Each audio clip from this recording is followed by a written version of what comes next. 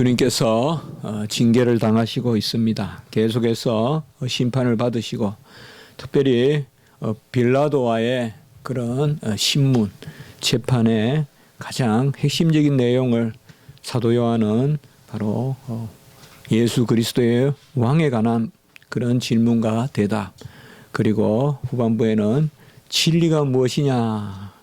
그런데 이 왕대심과 진리가 서로 분리되는 것이 아닌 것은 바로 왕으로서 이 땅에 오신 목적이 뭐냐? 진리를 증언하러 함이라. 그래서 왕의 가장 큰 일이 바로 진리를 증언하려 하심이라 라고 이렇게 말씀하시는데, 오늘 말씀에서는 이러한 왕직과 또 왕이신과 진리의 증언이 어떤 관련성을 가지고 있는지 그것을 조금 우리가 묵상하기를 원하고 또 상고하기를 원하는 것입니다. 재판은 이 세상에서 필요한 것입니다. 사람들은 각자 자기 소견이 옳기 때문에 그냥 두면 끝없는 분쟁이 있고 끝없이 자기만 옳다 함으로 가릴 수가 없습니다. 그렇기 때문에 결국은 그 각자가 힘이 있으면 힘 있는 사람이 이기게 되고 또 그 사람이 결국은 판단하게 되는, 이것이 인류의 모습입니다. 어떻게 보면 이런 모습이 가장 인류의 재성을 잘 드러낸다고도 할 수 있겠습니다. 사람은 절대 자신의 판단을 끊지 아니하고 자신이 살아왔던 것을 버리지 않습니다. 정말 정치하는 모습이나 또 이런 여러 모습을 봤을 때 좀 버리면 좋겠는데 버리지 않습니다. 아주 끝까지 붙들고 있고 자기가 옳다고 합니다. 바로 재판은 이러한 주견에 따라서, 각자의 주견에 따라서 판단하는 것을 금하고 먼저 법으로 룰을 정하여 놓고 또 형을 정하고 또 판단의 기준을 정하여서 진리를 가리는 그 일이 바로 재판입니다. 우리 법원에도 가보면 항상 그 그리스 로마 신화에 나오는 그 니케의 여신이 바로 정의의 여신이라고 알려져 있잖아요. 저울을 들고 있죠. 저울을 들고 이렇게 판단을 하는, 그래서 저울을 다 이렇게 균형 있게 들으라. 그게 바로 재판이다. 정의롭게 해라. 이제 그런 것을 보여주고 있는데, 과연 이 세상의 재판의 기준은 법이고, 법은 누가 만드는 것입니까? 바로 세상의 법은 물론 자연법의 영향을 받아서 형성되지만은 국민이 만드는 것이거든요. 그러므로 결국 세상의 법, 세속법은 결국은 국민의 이익을 쫓아갑니다. 좋은 말을 했을 때 공리, 공공의 이익. 그래서 세상의 재판은 공리주의를 벗어나지 못합니다. 그래서 정의란 무엇인가 하는 그 책에 보면 뭐 아무리 좋게 봐줘도 공리주의거든요. 어떤 절대 진리가 아닙니다. 하나님의 절대 진리로 재판하는 것이 아니라 공리로. 이 공리가 뭡니까? 한두 사람이 죽더라도 많은 사람이 유익하면 된다. 이것이 바로 공리입니다. 우리가 요한복음 18장 14절에 보면, 몇 주 전에 보았던 말씀에 보면 가야바가 이 말을 했잖아요. 이 말씀은 이미 이전에 나오지만은 한 사람이 백성을 위하여 죽는 것이 유익하다. 이게 이제 대제사장 가문의 가야바가 이야기했단 말이에요. 당대 가야바가 대제사장이었던 가야바가 한 사람이 백성을 위하여 죽는 것이 유익하다. 이게 참 절묘한 말씀이에요. 이걸 구속사적으로 보면 예수님이 죽으심으로 선택받은 백성이 구원을 얻는 진리를 분명히 말하고 있어요. 그러나 가야바가 이 말을 한 것은 구속사적 관점에서 말한 것이 아니라 공리적 관점에서 이야기한 것이에요. 공리적 관점에서 한 사람이 백성을 위하여 죽는 것이 유익하다. 이것은 뭔가 하면 그야말로 세속적 관점이에요. 우리가 좀 편하기 위하여 저 사람 죽여버리자. 아주 공리주의죠. 우리 많은 다수의 평화를 위하여 저 예수 죽여버리자. 같은 말이라도 대속의 원리가 아니라 공리의 그런 원리를 쫓아서 가는 것입니다. 참 만인의 행복, 만인을 위한 행복, 이것은 공리주의의 큰 원칙이고 세상은 이 공리주의만 쫓아도 사실 대단한 것이죠. 그러나 우리는 이 공리주의가 안고 있는 아주 무서운 그러한 판단이 있다는 것을 항상 생각을 해야 됩니다. 어떻게 보면 공리주의는 과연 옳을까요? 많은 경우에 열의 9은 틀리다고 우리가 한번 생각해 보는 것이 우리 기독교인들의 자세라고 생각합니다. 다 돌을 든다고 해서 그게 옳은 것이 아니라는 것이죠. 다 돌을 들고 한 여자를 죽이려고 던진다고 해서 그게 만에 9,999명이 든다고 해서 그게 옳은 것은 아니라는 것입니다. 어떻게 보면 진리는 항상 소수에 속하여 있는지 모릅니다. 그래서 우리 서성 되시는 라이트 교수님도 마이너리티 철치라는 그런 논문을 쓴 적이 있어요. 소수인 교회, 곧 이방인 교회, 혹은 망명계 교인. 그래서 이런 소수 교회가 순수하다는 거죠. 주로 교회나 이런 것이 보면 항상 다수 중심으로, 큰 교회 중심으로 공에 손을 들어서 그렇게 정하는 경우가 많지만은 많은 경우에 이러한 구석에 놓여져 있는 소수의 그런 의견들, 그런 교회가 많은 경우에 옳다. 특별히 이 종교개혁은 이 마이너리티 철치로부터 시작됐다. 이게 라이트 교수님이 쓰신 그런 만년에 쓰신 그런 걸로 저도 참 유익하게 읽은 적이 있습니다. 예수님의 죽음은 공리를 채우는 죽음이 아니라 하나님의 진리를 채우는 죽음이다. 하나님의 뜻을 이루는 죽음입니다. 이 하나님의 뜻과 공리가 부딪히는 것입니다.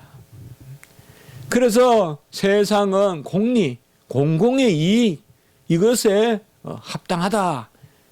공공의 이익에 합당하도록 예수를 죽여버리자라고 하고, 하나님은 자신의 뜻을 이루기 위하여 예수님을 죽이시는 것입니다. 여기에 절묘한 그런 섭리가 있습니다. 결과는 같습니다.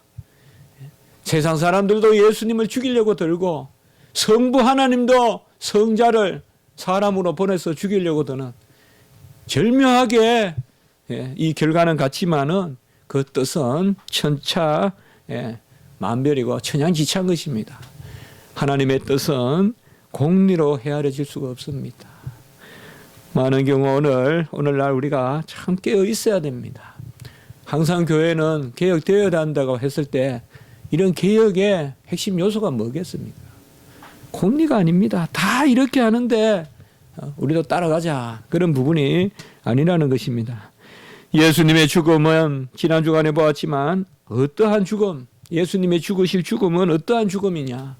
대리적 속죄의 죽음이요, 유대인들과 이방인들이 다 들고 일어나서, 어떻게 보면 예수님의 이 징계는 소수의 징계가 아니라 다수의 징계입니다. 그러니까 이방인들도 예수를 죽이는데 창을 들고 빌라도가 신문을 하고, 그리고 유대인도 서기관과 바리새인과 대제사장들이 넘기는 바로 그런 죽음을 죽이시는 것입니다. 유대인들은 예수님의 죄가 사형에 해당한다는 것을 정해놓고 그들을, 예수를 빌라도에게 넘겼습니다.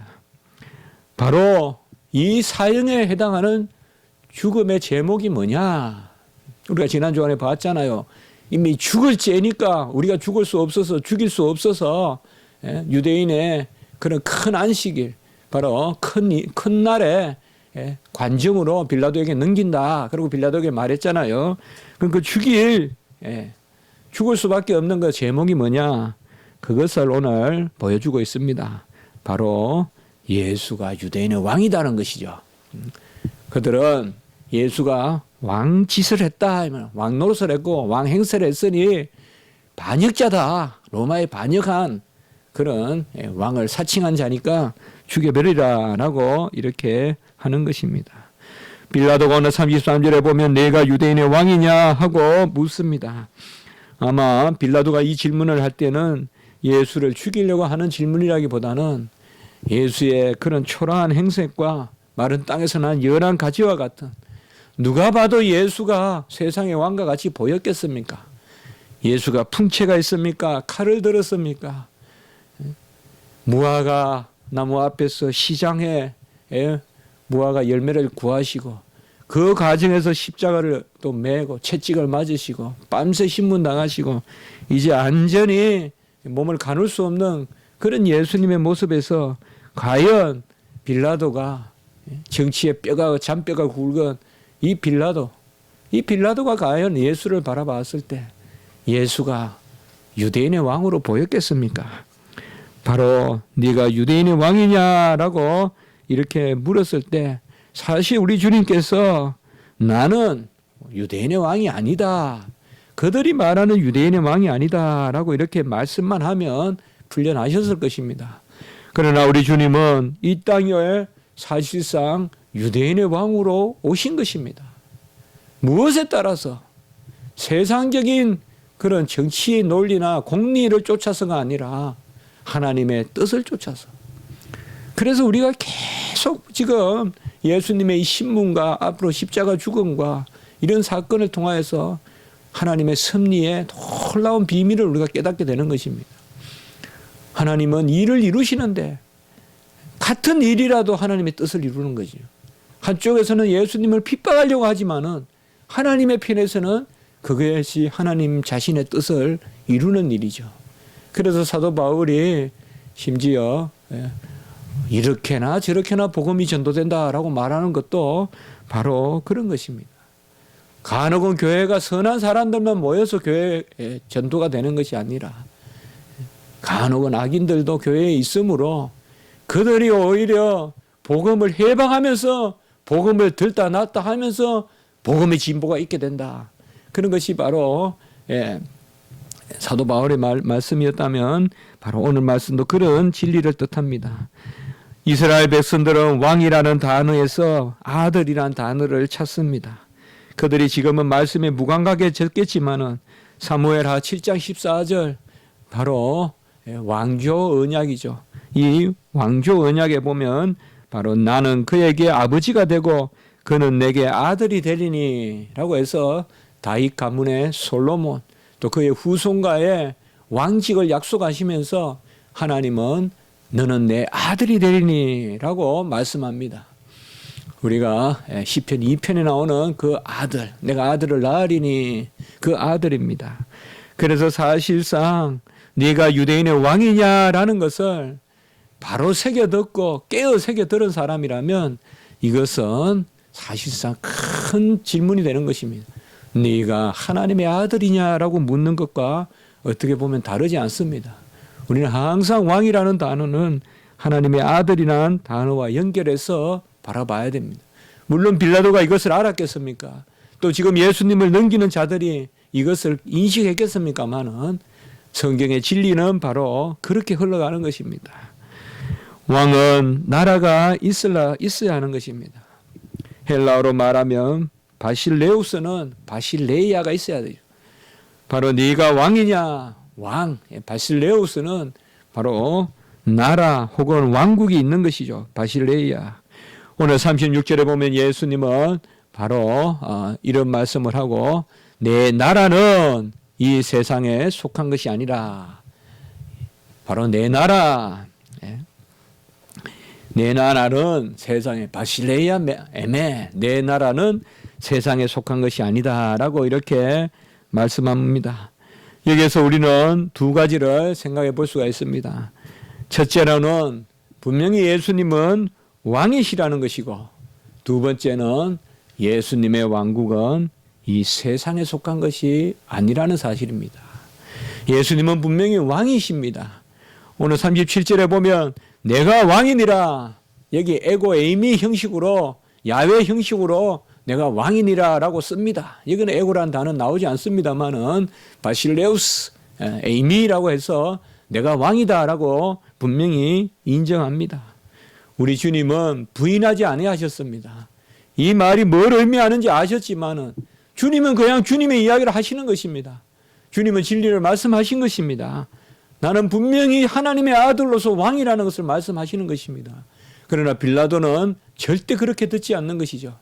빌라도는 그것을 세속적으로 듣고 우리 주님은 이 왕직의 선포를 하나님의 뜻에 따라 거룩하게 하고 계시는 것입니다.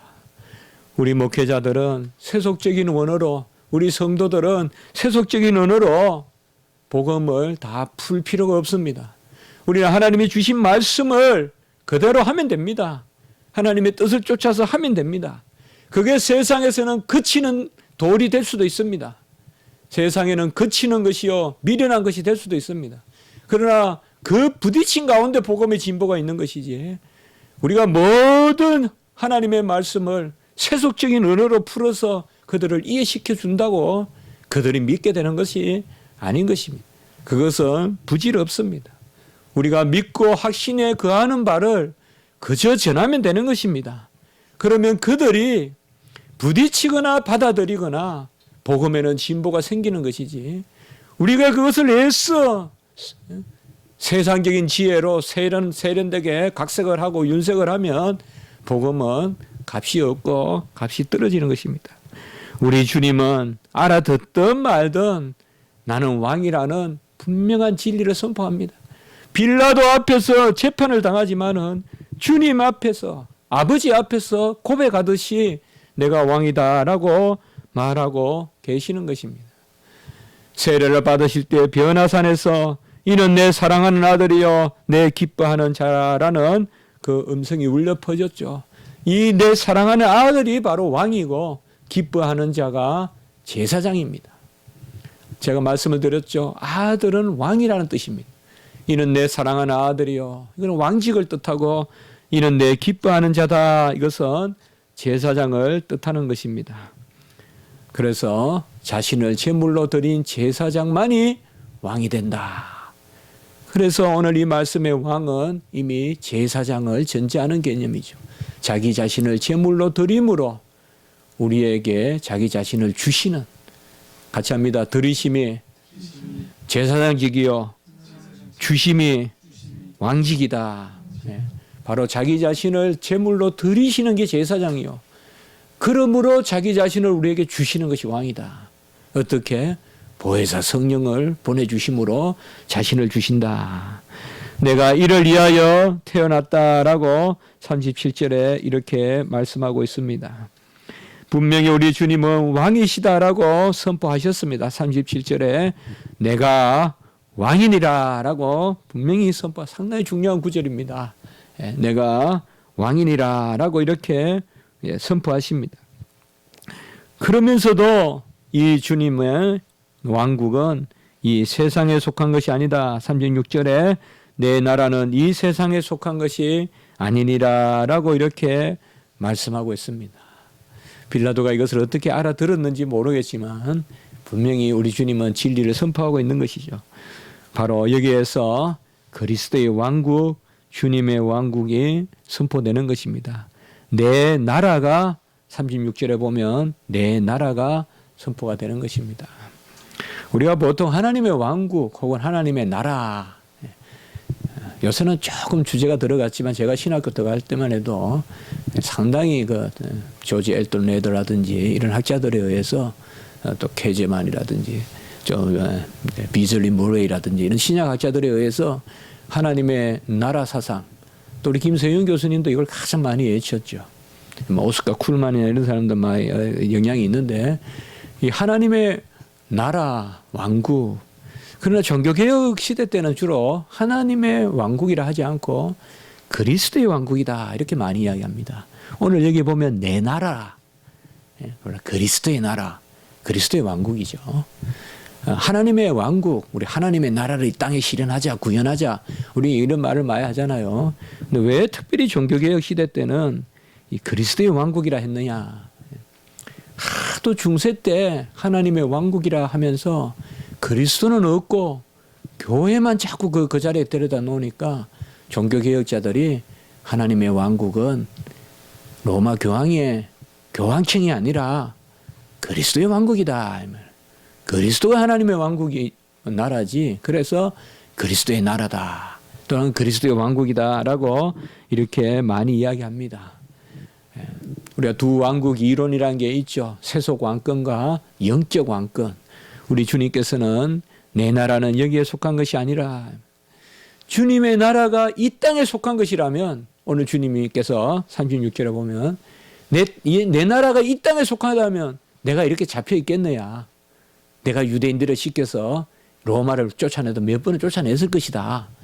내 나라는 여기에 있는 것이 아니기 때문에 내가 지금 여기에 이렇게 잡혀서 있다라고 이렇게 말씀하시고, 내 나라가 이 땅에 있는 것이 아니라 내 나라는 이 세상에 속한 것이 아니고, 그리고 내가 이 땅에 온 것은 진리에 대하여 증언하려 함이라라고 이렇게 말하고 있습니다.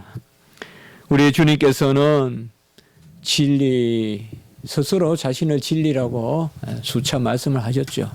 내가 길이요 진리요 생명이다라고 말씀하시고, 또 우리 주님께서는 은혜와 진리가 충만하다라고 이렇게 말씀하십니다. 진리를 증언한다. 이게 바로 하나님의 왕국, 그리스도의 왕국의 핵심이라고 지금 여겨집니다. 증언이란 말이 뭐냐? 두 가지로 한번 생각해 볼 수 있을 것 같아요. 증언이란 말은 원어로 보면 마르투리아라고도 하고요. 순교한다라는 뜻이 있고 선포한다는 뜻이 있죠. 항상 증언이란 말은, 혹은 증거란 말, 옛날에는 증거하다 이런 말도 쓰지만 우리가 증언하다 이렇게 써본다면, 증거하다는 말은 사실 한글로는 없는 단어예요. 증언하다가 맞아요. 증언하다, 두 가지 뜻이 있어요. 첫째로는 선포한다는 뜻이고, 두 번째는 성취한다는 뜻이에요. 증언이라는 말은 선포하시고 성취한다는 뜻이에요. 어떻게 보면 진리라는 단어, 이 신약 성경에 나오는 알레테이아라는 단어, 진리라는 단어는 이 두 가지 의미를 가지고 있어요. 사실을 선포하고 이루는 것입니다. 이 라틴어로도 우리가 볼 때 베리타스가 이 두 가지 뜻을 가지고 있는 거죠. 바로 지식의 전달과 곧 알려주는 것과 성취하는 거죠. 그래서 성경에서 말하는 진리는 죽은 지식이 아니에요. 성취의 지식이에요. 성취의 그러한 선포예요. 그렇기 때문에 진리에 대하여 증언하러 왔다라는 말은 이 같은 말의 반복이라고도 볼 수 있어요. 벌써 진리는 증언의 대상이지, 진리는 그저 이렇게 옮기는 대상이 아니에요. 무슨 말이냐? 주님의 진리는 지식을 전달해서 되는 것이 아니라 이루어야 돼요. 삶 가운데서. 여기에서 복음의 아름다운 발이 있는 거예요. 그저 그냥 말씀만 전한다고 되는 게 아니라 삶이 따라야 돼요. 여기에 참 우리의 여러 가지 질망도 있고 애통도 있습니다만은, 바로 우리 주님께서는 이 땅에 진리를 증언하러 오셨다는 말, 이게 뭐예요? 바로 하나님의 뜻을 성취한다는 뜻이죠. 그게 곧 뭐예요? 그리스도의 왕국이죠. 하나님의 나라를 이 땅에 성취하는 것, 그게 그리스도의 왕국이죠. 그래서 내가 진리를 증언하러 왔다는 말 자체가 벌써 그리스도의 왕국, 내 나라에 대한 분명한 뜻이죠. 우리 예수님이 신문을 당하시면서 하신 말씀은 정말 새기면 새길수록 오묘해요.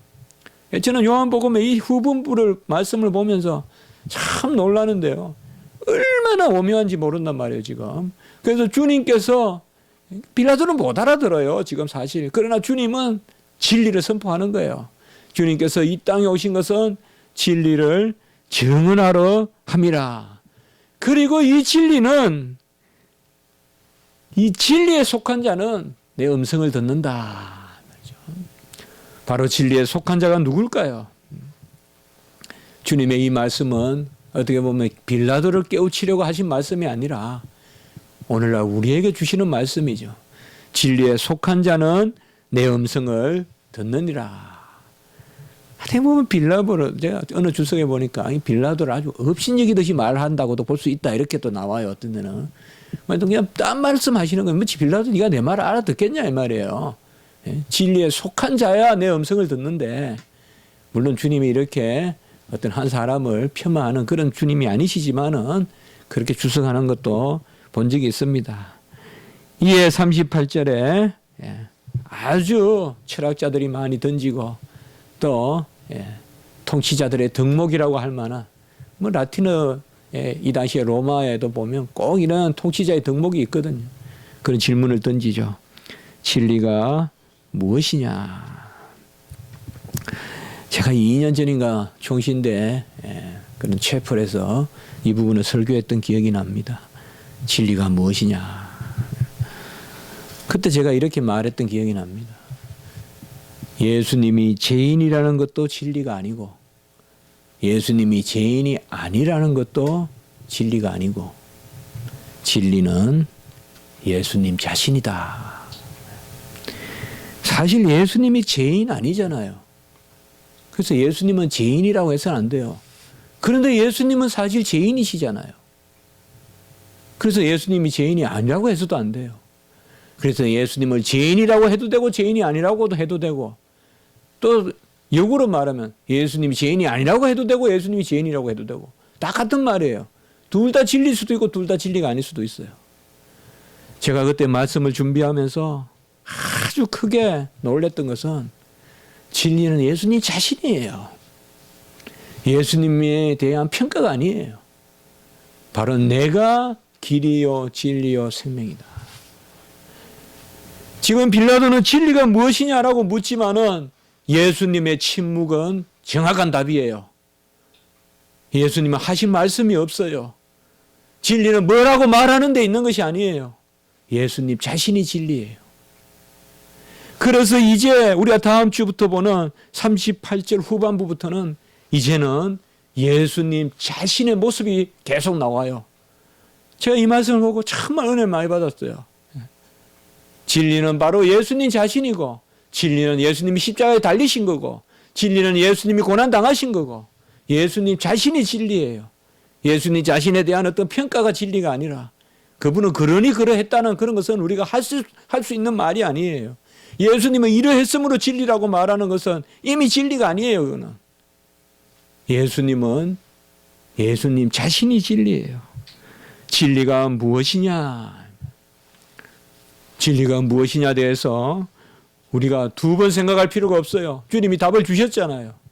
내가 길이요 진리요 생명이다. 주님 자신이 진리입니다. 십자가에 달리신 주님을 바라보시면서 주님은 죄인이다라고 말하지도 말고 주님은 죄인이 아니다라고 말하지도 마십시오. 그 둘 다는 진리일 수도 있지만 진리가 아닐 수도 있습니다.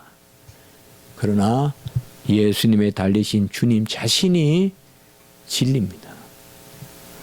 주님 자신을 영접하면 진리를 영접한 것이요.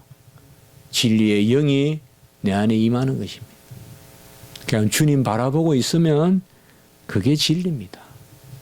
진리가 무엇이냐? 제가 말씀을 오늘 여기에 이렇게 끊어서 사실 40절까지 설교할 수도 있지만 여기서 끊은 이유는 바로 앞으로는 이 진리가 그 이 침묵 가운데서 진행되고 있다는 거예요. 진리는 그냥 예수님을 바라보는 거고 쫓아다니는 것이 진리예요. 예수님 십자가 달린 게 진리고 침을 뱉어서 예수님을 모욕했던 그 모욕을 당하신 게 진리고 깊이 생각해 봅시다. 진리는 사변도 사색도 간염도 아니고 진리는 예수님 자신입니다. 우리가 예 아니오를 분명히 하라고 했는데 내 말을 하는 것은 다 아니옵니다. 예수님만이 예가 되시는 줄 믿습니다. 기도드리겠습니다. 하나님의 뜻은 그리스도 안에서 얼마든지 예가 되시니 우리의 예로 오시고 우리가 예하게 오신 그 주님을 찬양합니다. 주님 자신이 진리임을 믿습니다. 주님을 바라보고 있고 주님을 닮고 주님의 영을 받은 우리 자신이 그 주님과 함께 사는 우리 자신이 그 진리 가운데 거하여 있음을 믿습니다. 우리의 입술에 나오는 음성이 진리가 아니라 내 생각의 사변과 사색과 묵상이 진리가 아니라 주님 자신이 진리요 주님의 말씀이 진리인 줄 믿습니다. 주님과 동행함이 진리요 주님을 인정함이 진리요 주님의 은혜로 사는 것이 진리인 줄 믿습니다. 답이 없는 세속적인 빌라도와 같은 질문을 던지지 말게 하시고 이미 주님 안에서 누리는 진리를 즐거워하는 저희들이 되게 해 주시옵소서. 구주 예수 그리스도의 이름으로 감사하며 기도드리옵나이다. 아멘.